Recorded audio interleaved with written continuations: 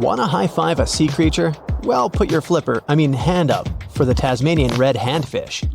This fish doesn't swim like a fish. It walks. It uses its flipper-like hands to stroll around on the ocean floor. These bottom walkers are disturbed by swimmers and boats a lot. Some people even want to take them home as pets. I think it's better to just give them a wave and swim on by. The vampire squid. Its species name is Vampiroteuthis infernalis, which translates to vampire squid from hell. Oh yes, this vampire squid means to terrify everyone with its name, its dark red color, its spikes at the bottom, and the scary fact that it can basically turn itself inside out. The vampire squid loves putting on a good show, but it's as harmless as a kitten is to humans. It's as if Dracula scared the pants off you, but he didn't have blood-sucking fangs. The vampire squid feeds on food particles from plants and animal matter floating near the ocean's surface. Since they're not predators, they need good defensive strategies, and their vampiric look is designed to ward off large creatures who want to eat them. Turning themselves inside out is a defensive mechanism since the spiky areas in the inner skin are more intimidating. They also shoot out a substance that does not have color, but is packed with bioluminescent particles to distract predators. The vaquita. Going out on a boat off the coast of Mexico sounds like the perfect vacation. The sun, the blue water, the most endangered sea creature. Wait, what? The vaquita isn't dangerous, but don't expect it to stick around to say hello or sign any autographs. It's incredibly shy. This little cow, that's what it means in Spanish, is one tiny sea mammal. With those black markings around its eyes, it looks more like a sea panda to me. Seeing one should make you feel very special. They're on the brink of extinction, mostly because they got caught by accident in fishing nets. It's estimated that there's only 10 left in the wild. The blue dragon. This little creature looks like something out of a kid's fantasy movie. It's called the blue glaucus, casually referred to as the blue dragon or blue angel. It can be found in many places, the Atlantic, Pacific, and Indian Oceans. It's kind of a mollusk and it only grows to be about an inch long. What you think is the back is actually the mollusk's bright underbelly. It regularly floats on its back so that its blue colors help it camouflage with the water's waves. The blue dragon isn't just pretty, it's also smart. It usually feasts on Portuguese man-o'-wars, also known as Physalia physalis. The blue dragon stores their stinging cells for later use, in essence, stealing their defensive mechanisms. When the blue dragon is threatened, it releases those stinging cells it stored, directing them at an enemy to sting them with more power than the Portuguese man-o'-war would have been capable of. As they can store a huge amount of stinging cells, they can be a threat to humans. So, if you find one, don't pick it up. It's best to admire it from a distance. The Barreleye Fish. If you ever wanted to have Superman's X-ray vision, looking at the Barreleye fish will make you feel like you gained that superpower at some point in your life without even realizing it. The Barreleye has a transparent head, so you can see how their eyes and brain look inside. This magnificent creature lives in the deep sea. This is the lowest level of the ocean, where strange creatures roam in near-freezing temperatures and constant darkness. They're exposed to water's pressure that's almost 1,000 times that of the surface. If the idea of the deep sea sends a shiver down your spine, stay tuned to learn about another of its creatures later on. The Barreleye fish can be found in the Atlantic, Pacific, and Indian Oceans. You might be wondering, why oh why would a fish have a see-through head? And that would be a fair question. Since the species was discovered in 1939, it was believed that the fish's eyes were set to see straight ahead and couldn't move. So it was assumed that they had tunnel vision.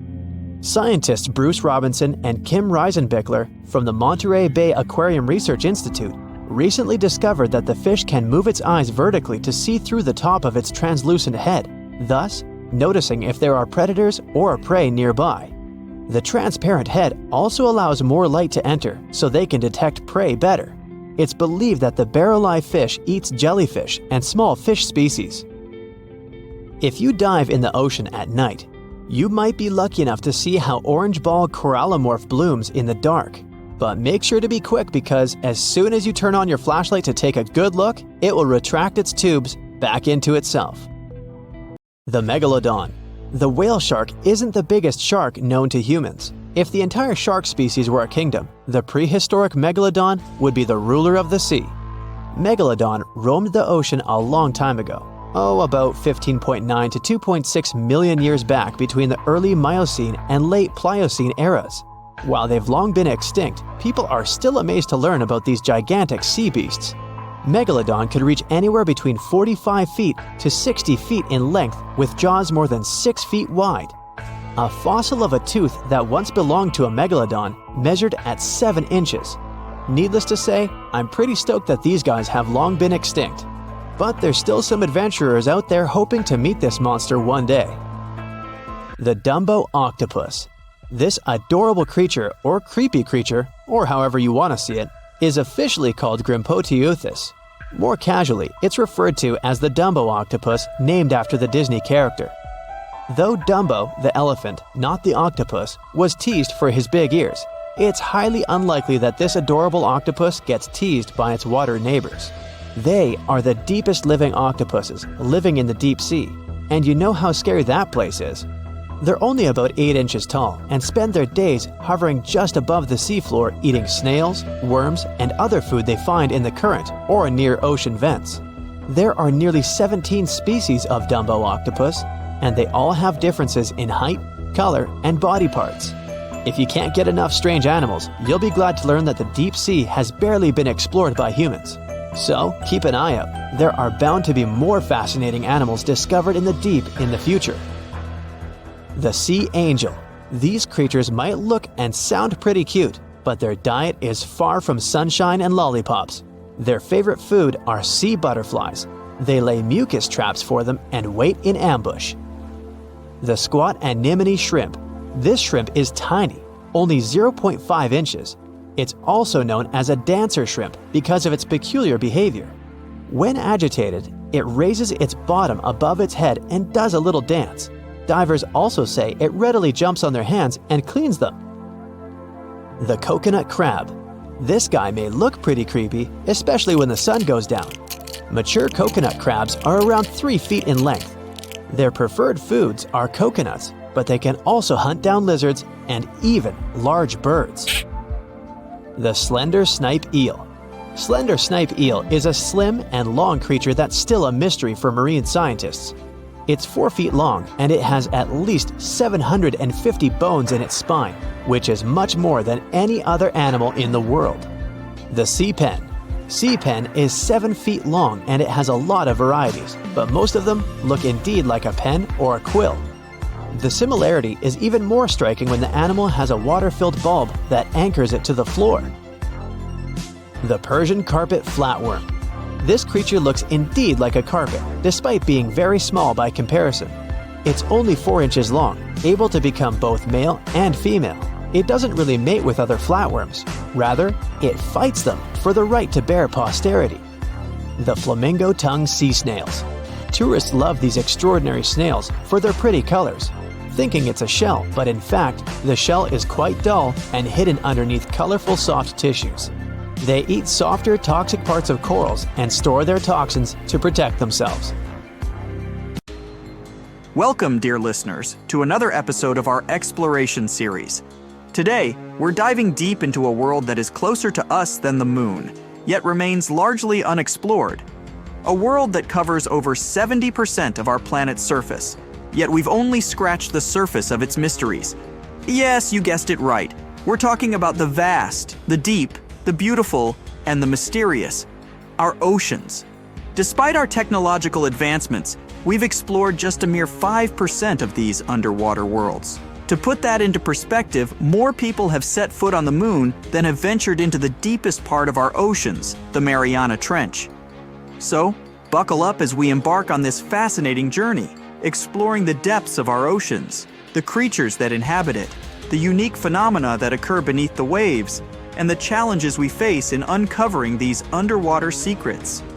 Stay tuned as we dive deeper than ever before into the mysteries of our blue planet.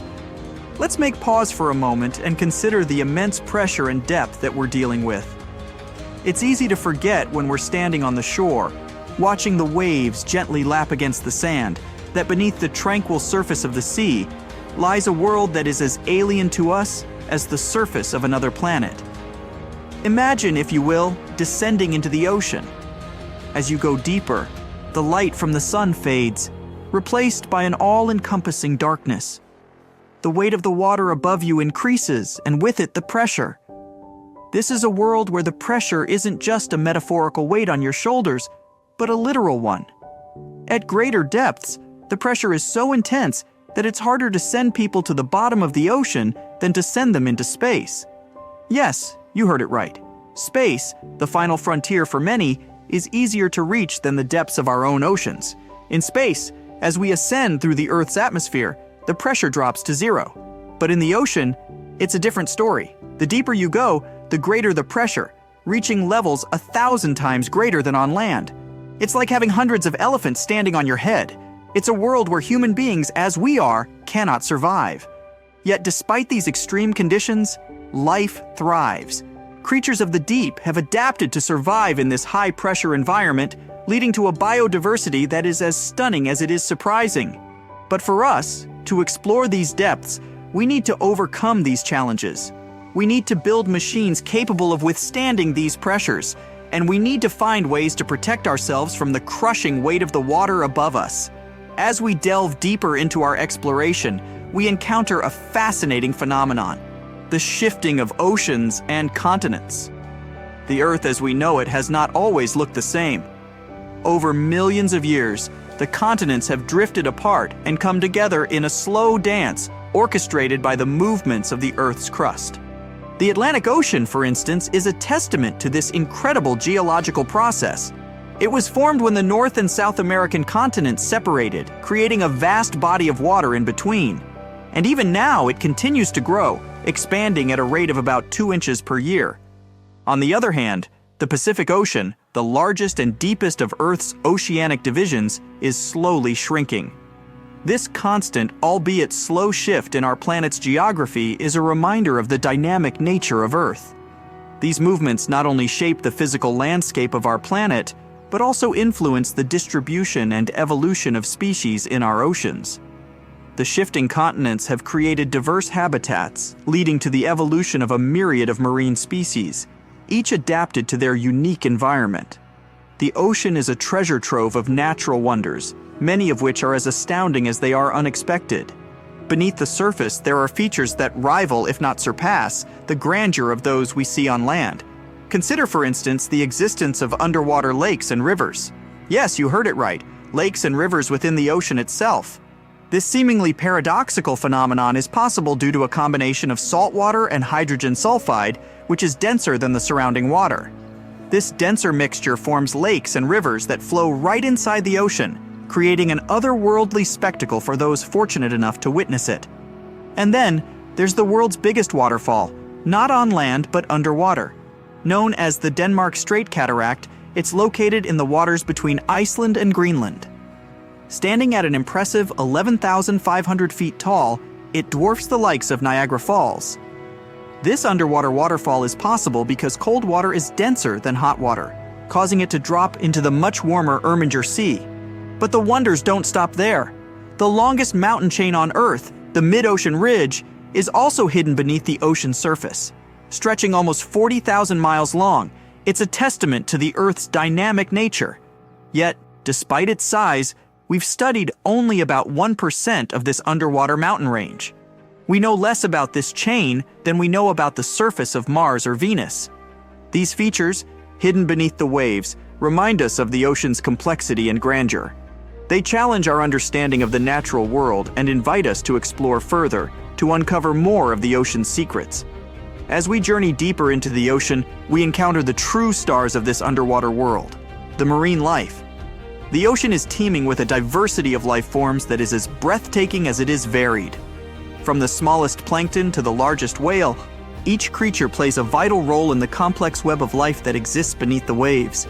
Consider the corals, not just a single organism, but a bustling community of life. These underwater cities provide shelter, food, and breeding grounds for a multitude of marine species. They are the rainforests of the sea, teeming with biodiversity. Then there are the algae, the unsung heroes of our planet. These microscopic organisms produce about half of the world's oxygen through photosynthesis, a process that also absorbs carbon dioxide, helping to mitigate climate change. The ocean is also home to some of the most fascinating creatures on Earth. Take the octopus, for example. This intelligent invertebrate has 3 hearts, 9 brains, and can change both its color and texture in a split second to blend in with its surroundings. Or the Antarctic fish, which have developed natural antifreeze proteins to survive in the icy waters of the Southern Ocean. These proteins prevent ice crystals from forming in their blood, allowing them to thrive in conditions that would be lethal to most other fish. And let's not forget the sharks, the apex predators of the ocean. With their streamlined bodies and highly developed senses, they are perfectly adapted for a life of hunting in the ocean. These are just a few examples of the incredible diversity of marine life in our oceans. Each species, each individual, is a testament to the power of evolution and the adaptability of life. The more we learn about these creatures, the more we realize how much more there is to discover. As we venture further into the depths of the ocean, we encounter creatures that seem to belong more to the realm of science fiction than the natural world. These deep-sea dwellers have adapted to survive in an environment that is among the most inhospitable on Earth. Take, for instance, the goblin shark.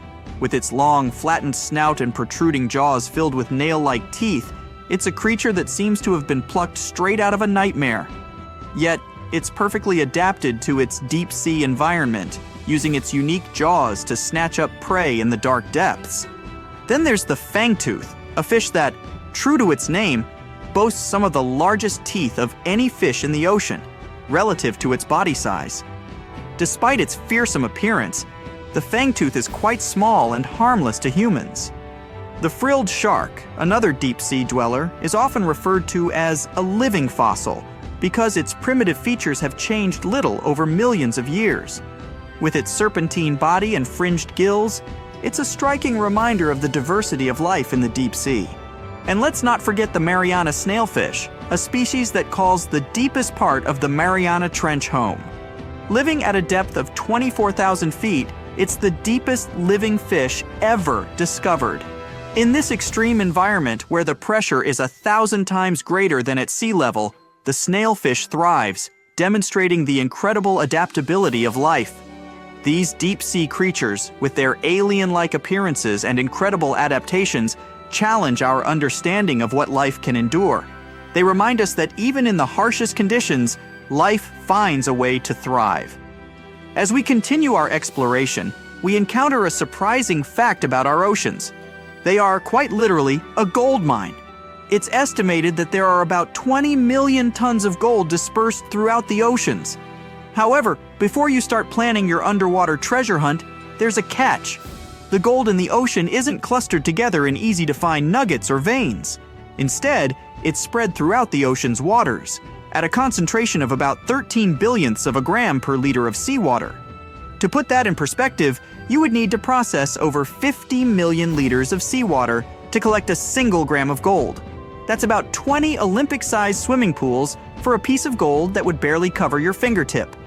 Even on the seafloor, where gold can accumulate in higher concentrations, it's still not an easy task to extract. The gold is embedded in rocks or mixed with other sediments, requiring extensive mining operations to collect. And that's not even considering the technical challenges and environmental impacts of deep-sea mining. So while our oceans are rich in gold, it's not a resource that we'll be able to tap into anytime soon. But it's a fascinating reminder of the wealth of resources that our oceans hold, many of which are yet to be discovered. As we delve deeper into the mysteries of the ocean, let's turn our attention to a peculiar phenomenon that has puzzled scientists for decades, a unique sound known as the bloop. In 1997, researchers detected a loud, ultra-low frequency sound in the Pacific Ocean. The sound was so powerful that it was picked up by sensors nearly 3,000 miles away. The sound was dubbed the bloop, and for many years its source remained a mystery. The sound was unlike anything researchers had heard before. It was too loud to be caused by a ship or a submarine, and it didn't match the sounds made by any known marine animal. This led to wild speculations about its source, with theories ranging from giant sea monsters to underwater alien bases. However, after years of investigation, scientists were able to solve the mystery of the bloop. The sound was not caused by a giant sea creature or an alien base, but by an ice quake, a large iceberg cracking and breaking away from an Antarctic glacier. The sound of the ice quake traveled through the water, where it was picked up by the listening devices thousands of miles away. The story of the bloop is a reminder of the many mysteries that still exist in our oceans. Even with all our technology and knowledge, there are still things in the ocean that can surprise and puzzle us. As we journey further into the depths of the ocean, we arrive at a place that is as remote as it is fascinating. Point Nemo. Named after Captain Nemo, a character from Jules Verne's 20,000 Leagues Under the Sea, Point Nemo is the oceanic pole of inaccessibility. In simpler terms, it's the point in the ocean that is farthest from land. Located in the South Pacific Ocean, Point Nemo is about 1,450 nautical miles from any land. To give you a sense of just how remote it is, the closest humans to Point Nemo are often the astronauts aboard the International Space Station, which orbits the Earth from a distance of about 258 miles. This remoteness makes Point Nemo one of the least disturbed places on Earth. It's a place of profound solitude, where the vastness of the ocean can truly be felt. But despite its isolation, Point Nemo is not devoid of life. Microorganisms known as extremophiles, which thrive in extreme conditions, can be found in its waters. Point Nemo also serves as a spacecraft cemetery. Due to its remote location, space agencies around the world use it as a dumping ground for decommissioned satellites and space stations. These spacecraft, some of which carry traces of extraterrestrial material, sink to the bottom of the ocean, adding another layer of intrigue to this remote location. Our journey takes us now to the deepest point of the ocean, a place so remote and inhospitable that it has been visited by fewer people than have walked on the moon. This is the Challenger Deep, located in the Mariana Trench in the western Pacific Ocean. Named after the HMS Challenger, which conducted the first scientific survey of the trench in 1875, the Challenger Deep is about 36,000 feet deep. That's nearly 7 miles straight down. To put that into perspective, if you were to place Mount Everest at the bottom of the Challenger Deep, its peak would still be over a mile underwater. The pressure at the bottom of the Challenger Deep is over 1,000 times greater than at sea level, and the temperature is just above freezing. Despite these extreme conditions, life has found a way to thrive. Scientists have discovered a variety of organisms that call the Challenger Deep home, including single-celled amoebas known as foraminifera, and a species of snailfish that is currently the deepest living fish ever discovered. Exploring the Challenger Deep is a formidable challenge. The immense pressure, low temperatures, and lack of light make it a difficult and dangerous environment to navigate. Yet these challenges have not deterred us from exploring this final frontier on Earth. From the bathyscaphe Trieste's first manned descent in 1960 to more recent expeditions using autonomous underwater vehicles, our quest to explore and understand the deepest part of our oceans continues. The Challenger Deep is a testament to the extremes that life on Earth can endure, and a reminder of how much we still have to learn about our planet. As we delve deeper into the mysteries of the ocean, we encounter life forms that have adapted to survive in some of the most extreme conditions on Earth. These extremophiles, as they are known, challenge our understanding of the limits of life and hint at the possibility of life beyond our planet. Take, for instance, the bacteria that thrive near hydrothermal vents on the ocean floor. In these seemingly inhospitable environments, where the water is superheated and the pressure is immense, these microorganisms not only survive but thrive. They have evolved to use the chemicals spewing from the vents, such as sulfur and methane, to generate energy in a process known as chemosynthesis. Then there are the organisms that inhabit the Challenger Deep, the deepest part of the Mariana Trench. Here, in the pitch-black depths, under pressures 1,000 times greater than at sea level, life has found a way. From single-celled amoebas to the Mariana snailfish, these creatures have adapted to survive in an environment that would be lethal to most other forms of life. These extremophiles are of great interest to scientists, not just for what they can teach us about life on Earth, but for what they might reveal about the possibility of life on other planets. If life can survive in the extreme conditions of the deep sea, could it also exist in the icy oceans of Jupiter's moon Europa? or beneath the surface of Mars. As we continue our journey through the depths of the ocean, it's important to acknowledge the tools and technologies that make our exploration possible. These devices, designed to withstand the extreme conditions of the deep sea, allow us to venture where humans cannot go, revealing the mysteries of the ocean to us. One such tool is the deep-sea submersible. These vehicles, which can be manned or unmanned, are designed to withstand the immense pressure of the deep sea. They are equipped with strong lights to illuminate the dark depths and cameras to capture images and videos. The bathyscaphe Trieste, which reached the bottom of the Challenger Deep in 1960, and the Deep-Sea Challenger, which made the same journey in 2012, are examples of manned submersibles. Then there are the remotely operated vehicles, ROVs, which are controlled from a ship on the surface. ROVs can stay underwater for much longer than manned submersibles and are often used for detailed scientific research and exploration. They are equipped with robotic arms to collect samples and high-definition cameras to document their findings. Autonomous underwater vehicles, AUVs, like the Nereus, are another important tool for deep-sea exploration. These vehicles can operate without a tether to the surface, allowing them to explore areas that are difficult to reach with other methods.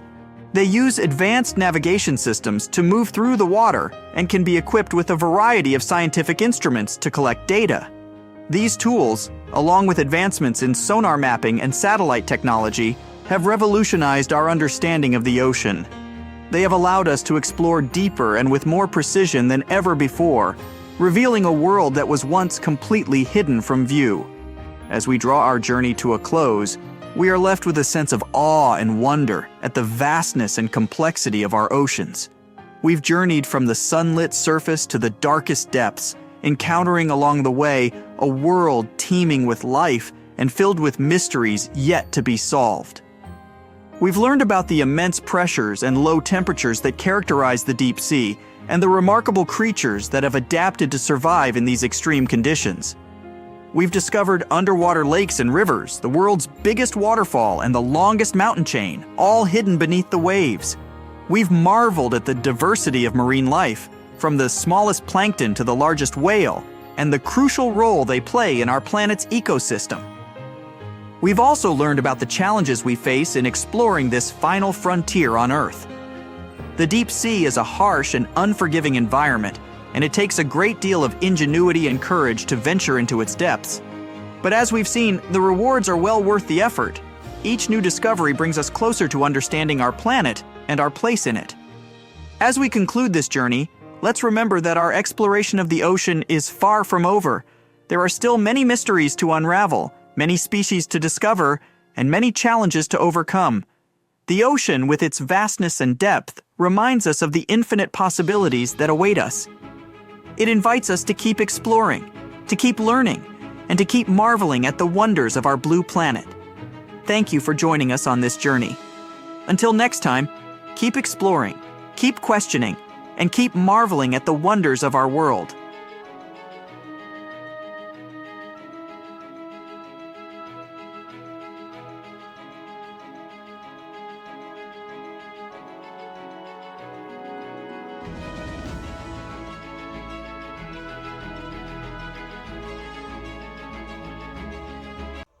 It's one of the most intriguing locations in the world. Covered in darkness and miles underwater, this extreme environment is home to some unusual creatures and phenomena. It's called the Mariana Trench, and it's the deepest oceanic trench on Earth. No wonder it's been so difficult to explore. Because of the risky conditions, people aren't able to explore this location without proper equipment. But what would happen if we threw a steel ball down there? Let's start with some basics. How did they first discover this enormously deep hole in the ocean?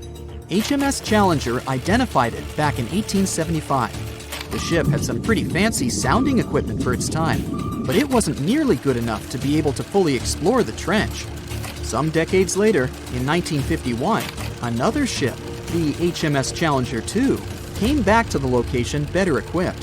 The vessel featured an echo sounder and was able to take accurate measurements of what seemed to be the deepest point on the surface of our planet.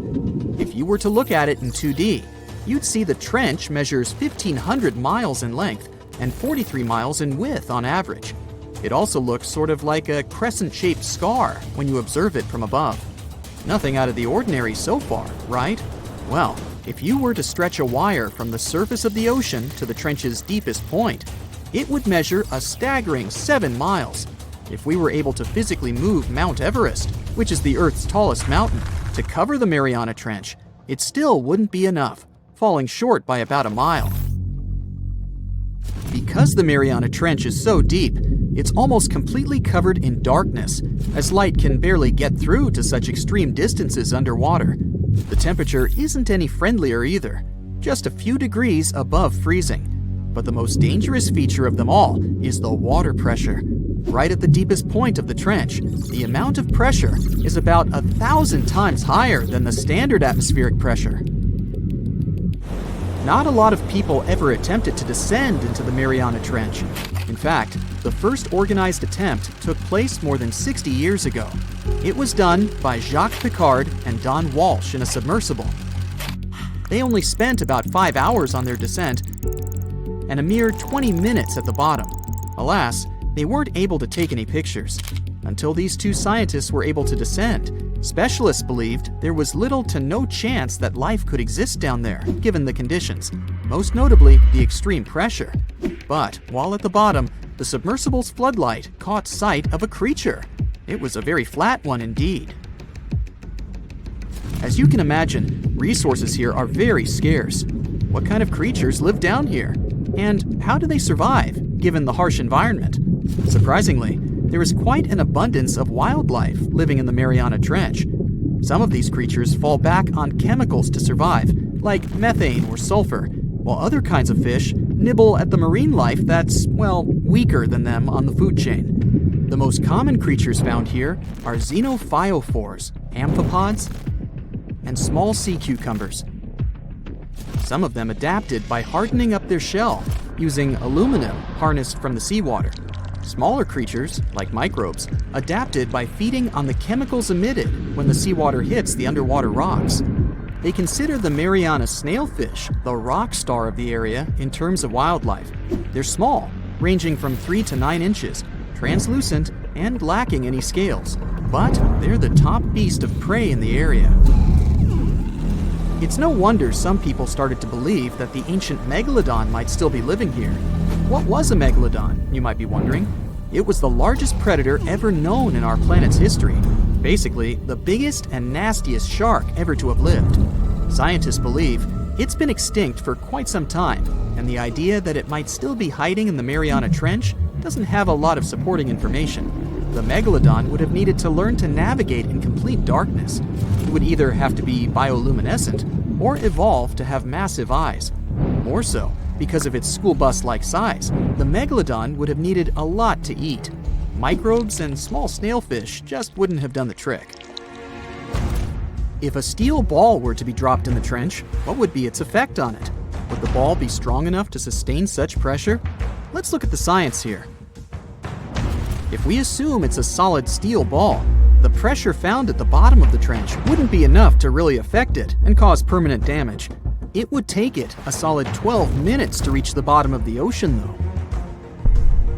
What about the temperature?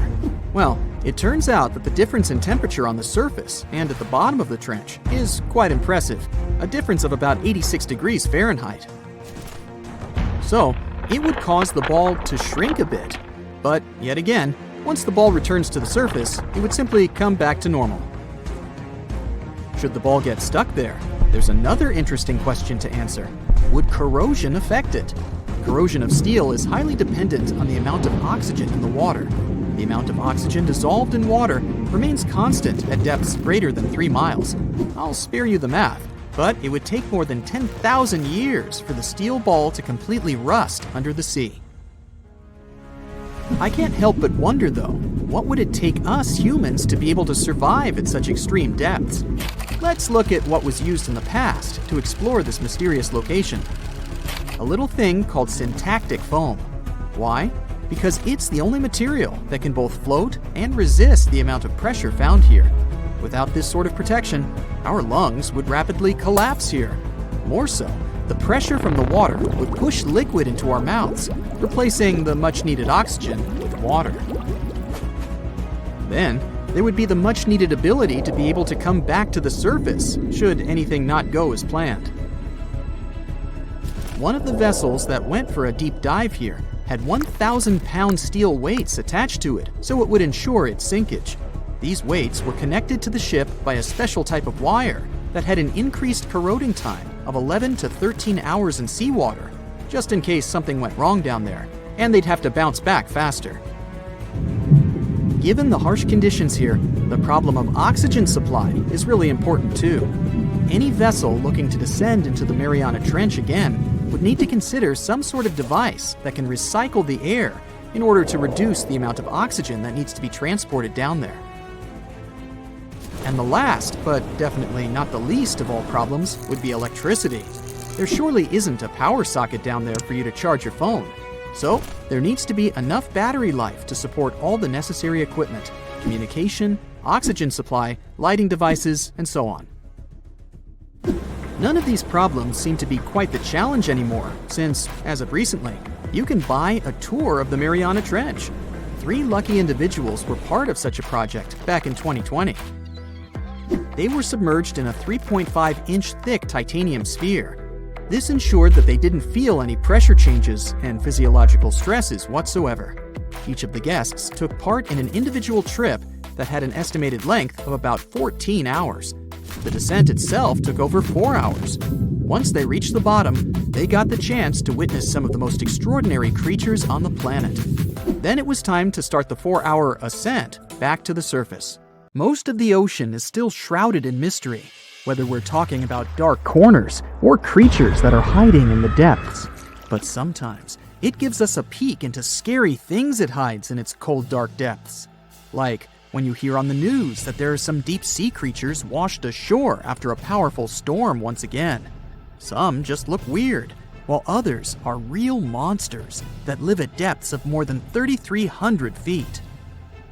The coldest and deepest parts of the ocean have created one specific phenomenon called gigantism.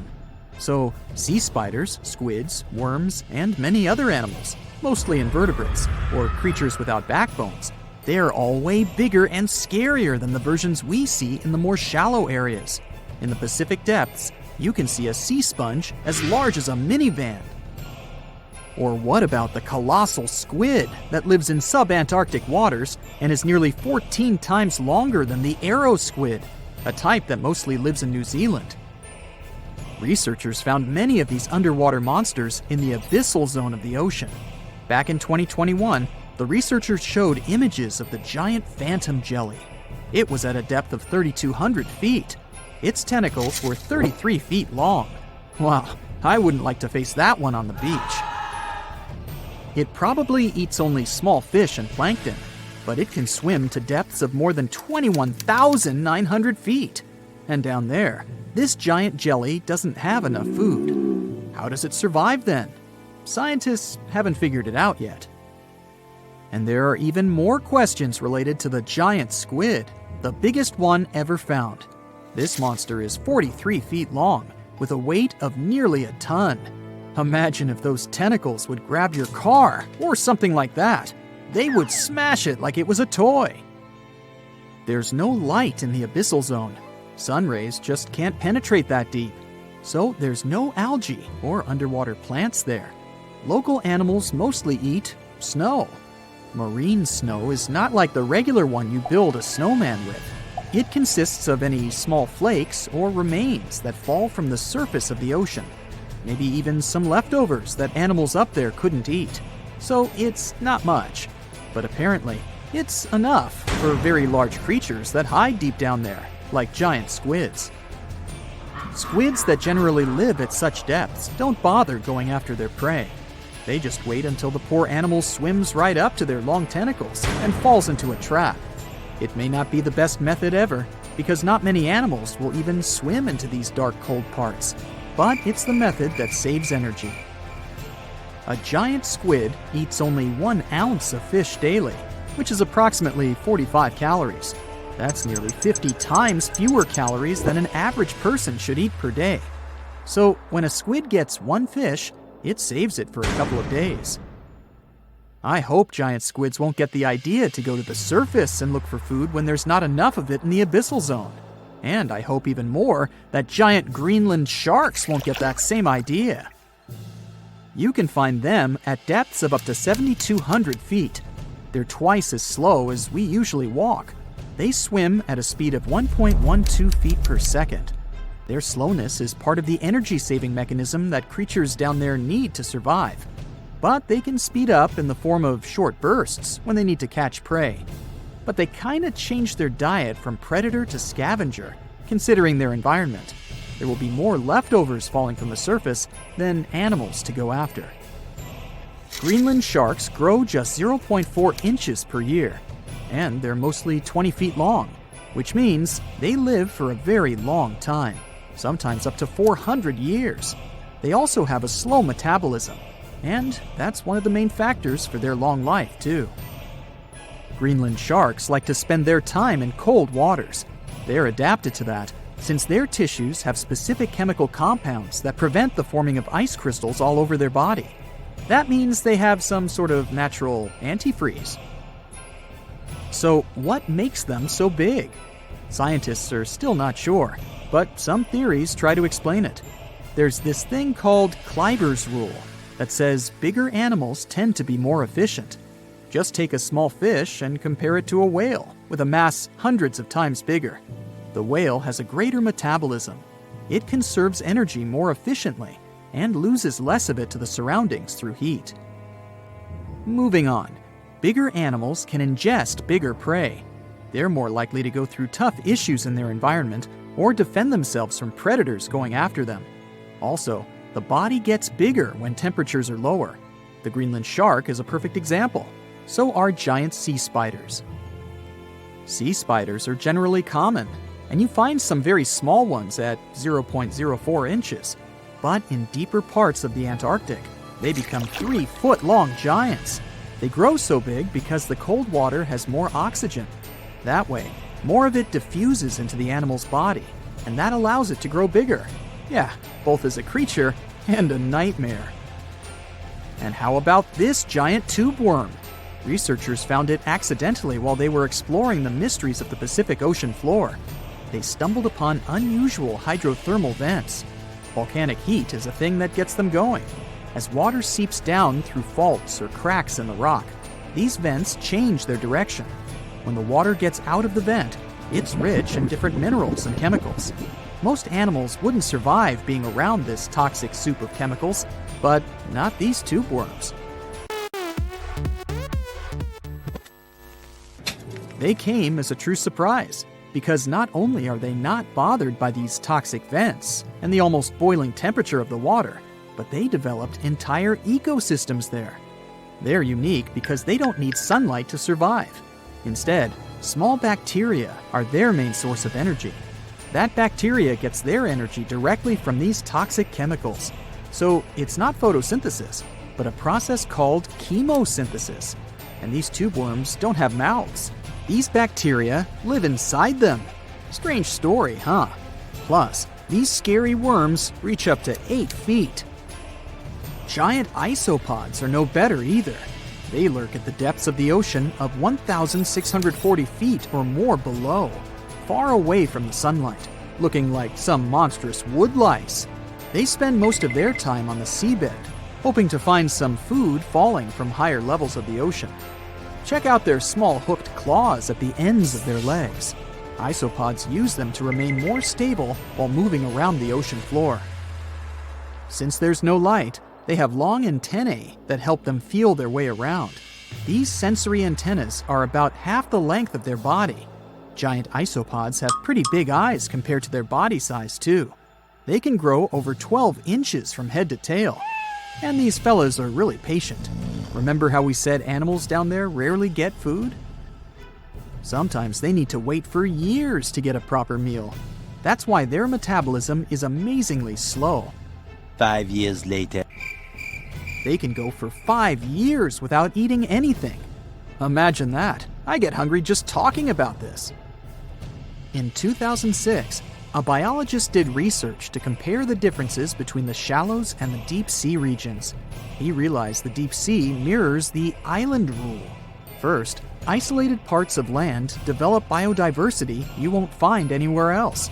Second, small-bodied life there grows much bigger when it's isolated, compared to life on large land masses. Resources are limited, but also competition and predators. And we don't know much about these deep-sea creatures. It's too expensive and too complicated to carry out such research, so we'll just wait for more raging storms to show us at least part of the monstrous world cold ocean depths hide. Hello, Brightsiders! Do you know where the deepest place in the world is?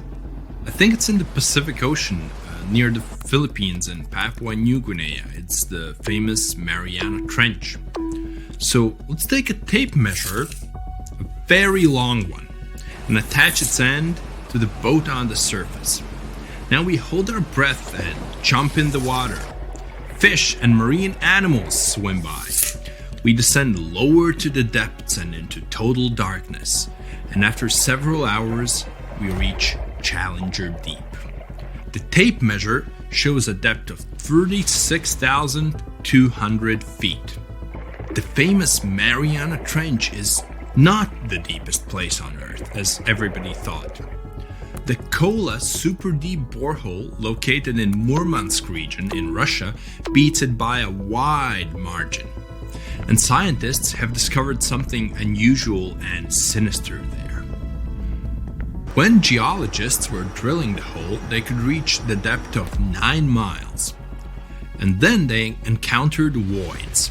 Scientists on the surface were surprised and scratched their heads and then decided to lower a microphone and dozens of other sensors in these voids. The temperature down below turned out to be 2,000 degrees Fahrenheit. And the microphone recorded something that sounded like human groans and screams. Many people thought the scientists had been able to drill into the underworld. The shocked people up above had already begun to panic, but suddenly an unknown creature jumped out of the drill pipe. It looked like a black goat that walked on its hind legs. Its body was shrouded in black flames. The creature got out of those deep hollows and ran off into an unknown direction. Okay, wait. These are just myths that one newspaper published on the 1st of April. It's International Joke Day, by the way, but many people believed it. It made many believe the scientists working at the borehole had opened a portal to the nether, and that now horrible, outworldly creatures were free from their imprisonment. But like with any myth, there's some truth to it. The deeper the scientists drilled, the higher the temperature got. At 3 miles deep, it was 160 degrees. At 4.5 miles, it was 250. And at the maximum depth of 7.5 miles, the sensors recorded a temperature of 413 degrees. One day, scientists heard a loud explosion underground. They stopped working and everyone tried to find out what caused such a loud pop.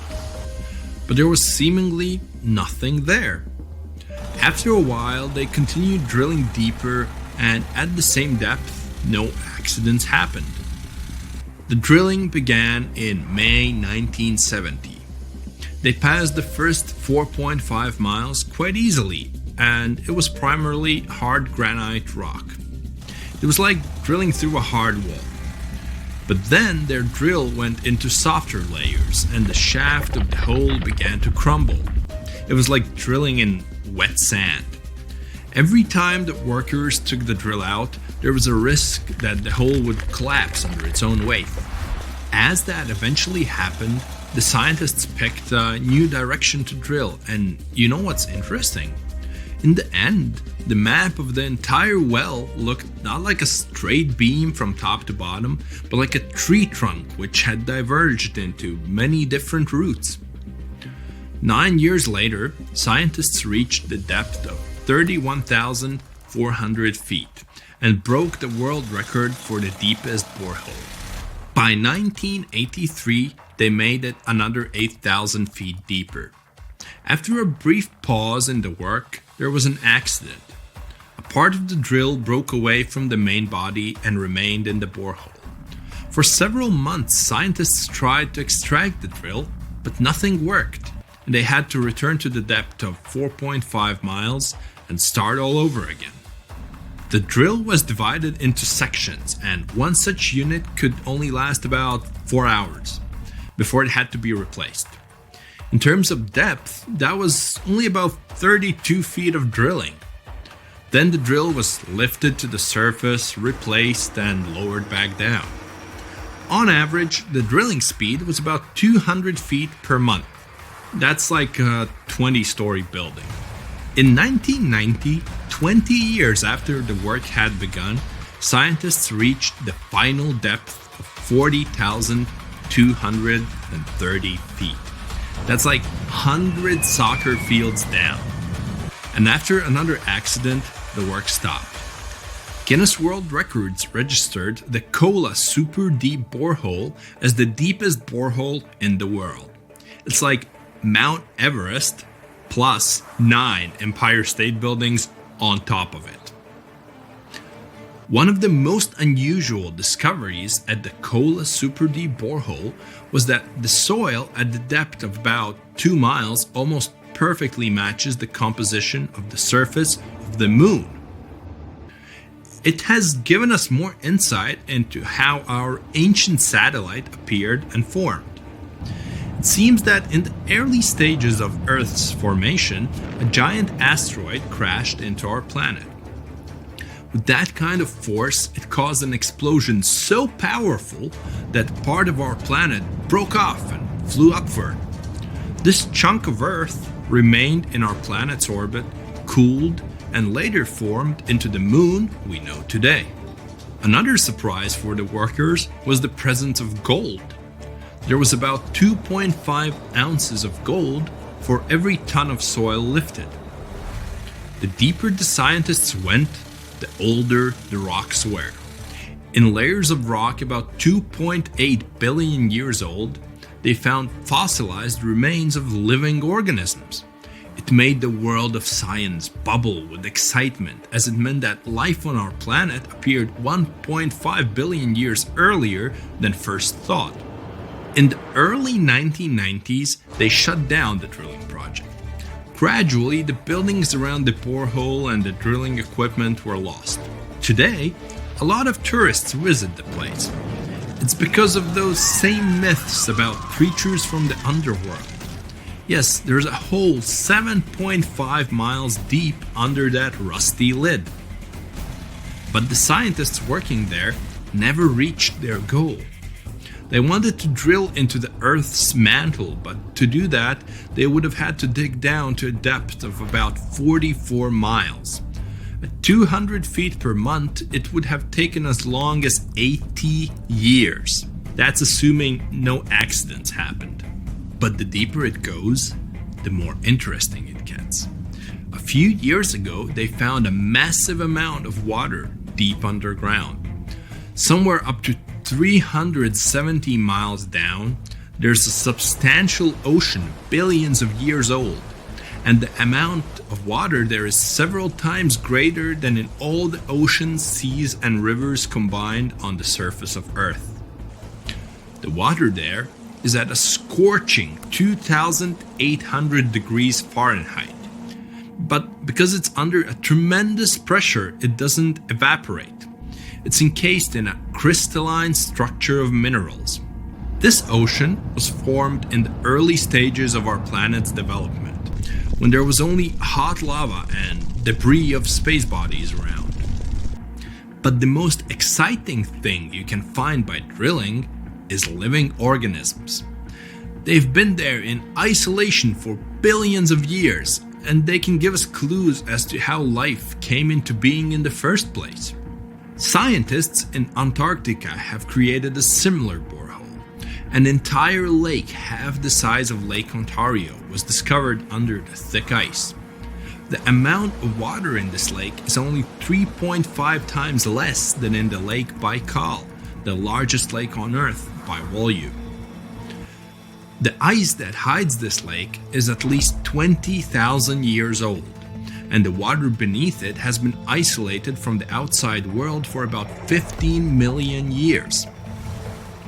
While drilling, scientists lifted a chunk of ice from deep down below and found an unknown bacterium on it.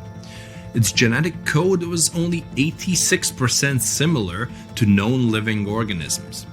That means that we've never seen bacteria like this before, or it had come from outer space. But that's just a theory. We know that these bacteria can live in unusual conditions and at water temperatures below freezing. The composition of underground lake water is also different from what we're used to. There's a lot more oxygen and carbon dioxide in it. Add to these conditions complete isolation, and we get living organisms that have developed and evolved in a completely different way. Do you understand what it means? The study of deep organisms may give us a clue as to whether life could exist beneath the ice on other planets or their moons. For example, Saturn's moon, Enceladus, has ice 24 miles thick. There may be an ocean underneath, which is heated by thermal springs. That's all for today. And guys, remember, let's become smarter every day together with Brightside.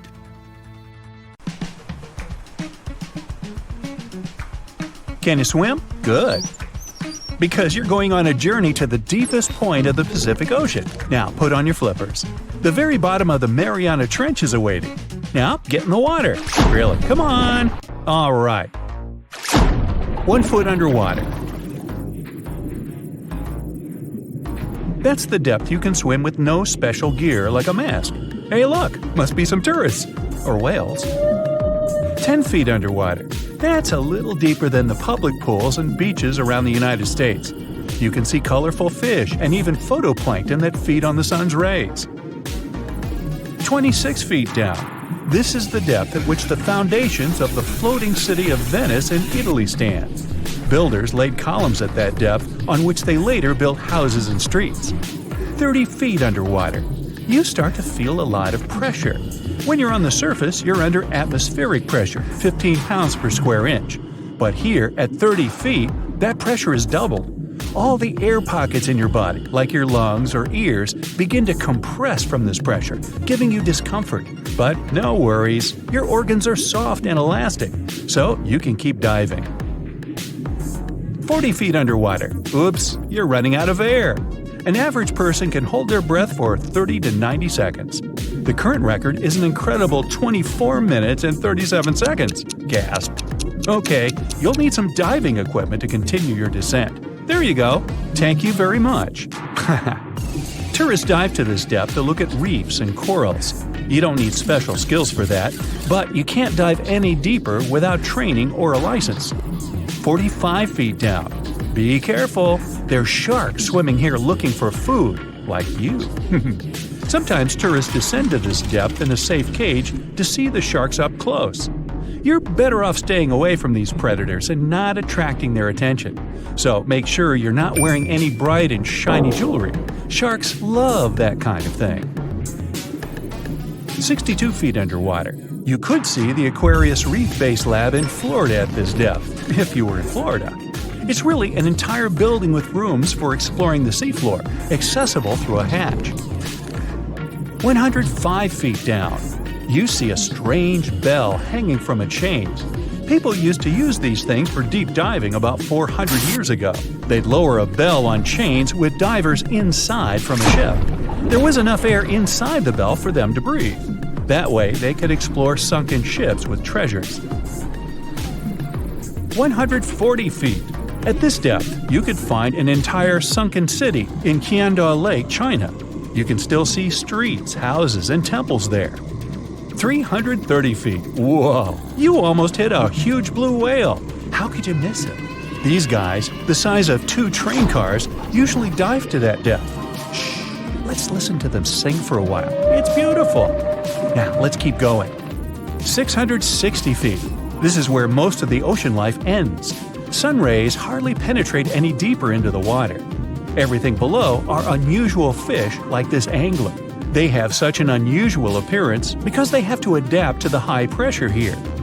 702 feet underwater. This is the last mark where you'd see a human without diving equipment. This man holds the title of the deepest man on Earth, and he's the only one who has managed to get to this depth.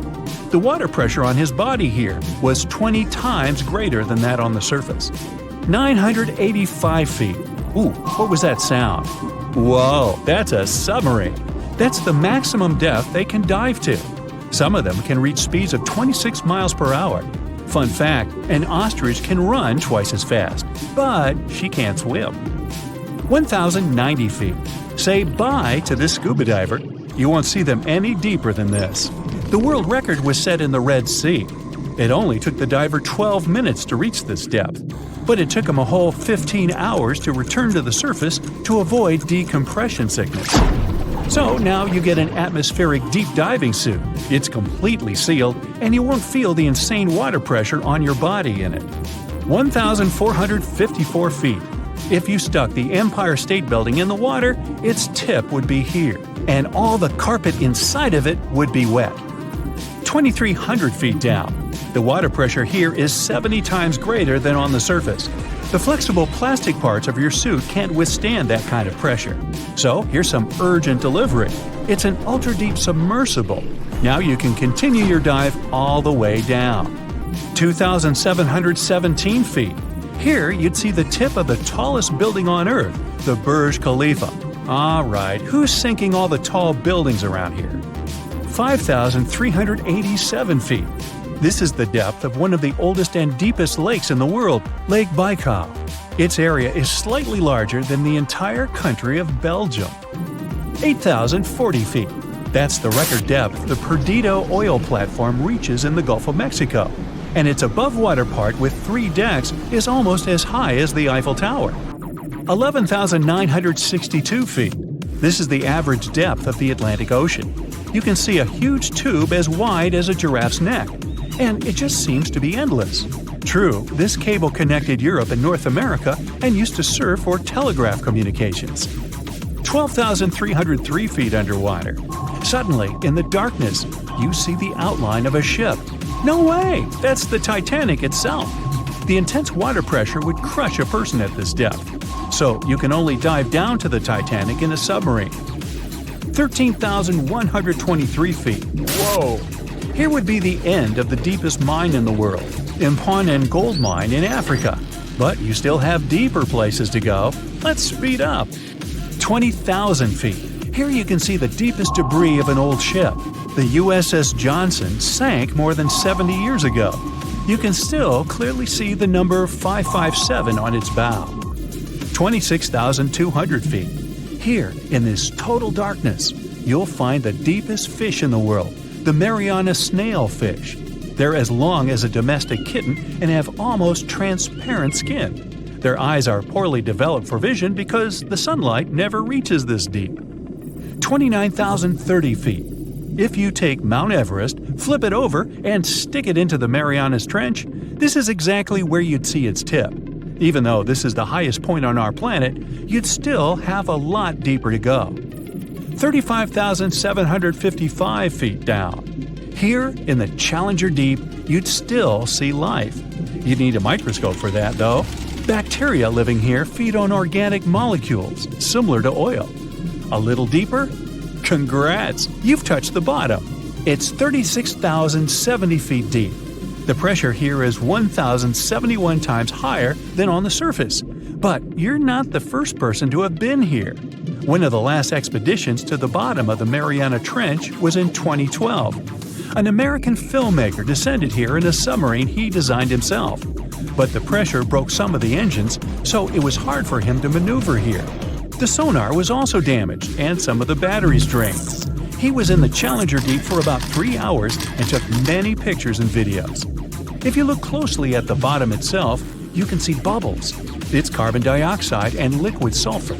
It's freezing here because of the extreme pressure and temperature close to freezing. But there's still life here in these harsh conditions. The 3 microorganisms are most common here: Xenophyophores, amphipods, and small sea cucumbers.